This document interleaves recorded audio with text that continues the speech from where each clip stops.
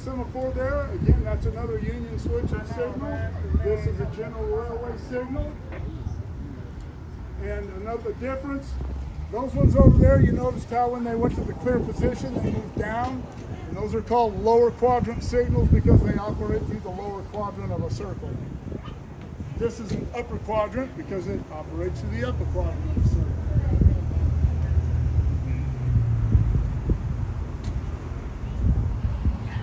And this, without the numbers on it, this would have been a home signal or an absolute signal. You could not, if that one was red over there, you could still pass it and slow to restricted speed. If this was red, you had to stop.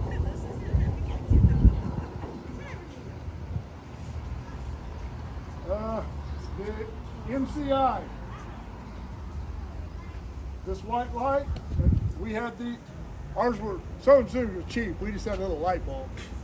But this is called a maintainer call light.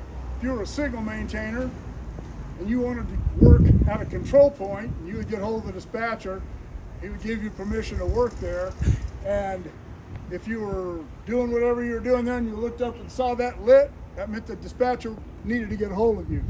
And you'd have to call him and see what he wanted. Maybe he wanted his track back. Maybe he's going to tell you you can work the rest of the day. But that's what that was for, the maintainer call light. This signal here came off the Pennsylvania Railroad, and it was one signal. Those things were huge like that, and they would have had like that round one over there with the two lights that did this. This would have been involved in a signal that did the same thing, and there would have been, depending, would be either 6 or 8 lights on it, depending if it had a restrictive indication, which not all signals did. But the reason, it's hard to see from there, but this has a cone-shaped lens on it with a hood over there's like a little eyelid over the top of it and a white spot in the middle, and these were designed to penetrate fog. And why they never use these in California, San Joaquin Valley, I'll never know, but I don't know. The searchlights were pretty good at penetrating the fog too, and the LEDs are as well. But that was designed specifically for that. This is another searchlight. This, you'll see it doesn't have numbers on it. This would have been an absolute or a home signal. One that you had to abide by exactly what it said. If it said it had a red anywhere, you would stop. In the older wiring systems, if you were going to go down the main line, it would be a green or yellow over red. Later on, they started turning the red off. Going to get a signal down the main line, you just had a green or a yellow or a flashing yellow. And these were replaced by the LEDs that we have, you see, with the 3 lights in them. Those are awesome signals too, man. I said, some of the old purists said, oh, we should have kept the searchlights. No, we shouldn't have. They were expensive. They were reliable, but they were expensive and they were prone to damage.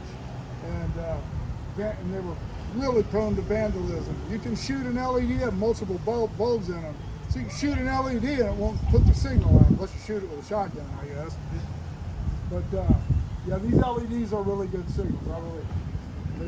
They put these in, started putting them in a couple of years before I retired. And you don't have to test them. You just had to go up there. Every 4 years you had to climb up there, open that up, get out a little thing called a slide with a relay and dials and batteries, and test the voltages and everything, make sure all the parameters are correct. It was a real pain. It's very, very time consuming. Beach basket.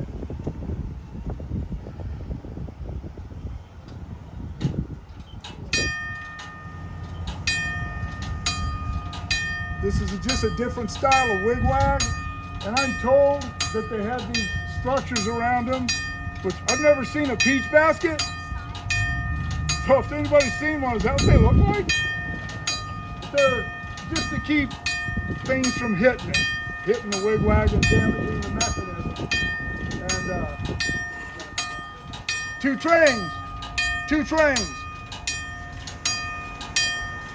see this down here? It says 2 trains.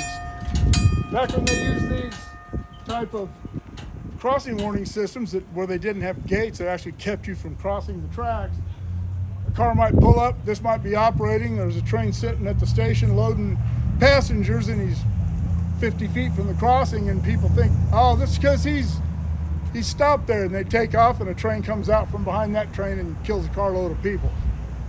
So they start putting these in, and if this was lit along with that, you knew that there was a train coming on the other track.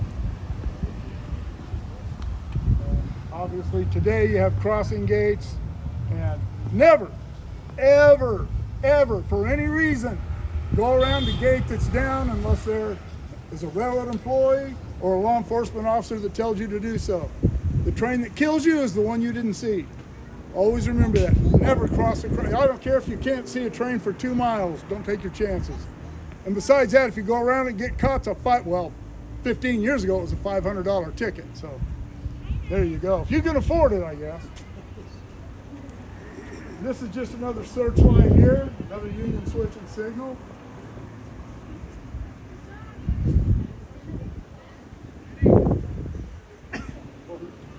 He's not following the script. This is another intermediate, it just has a different type of motor, and you can see it has a number on it, so it's an intermediate signal.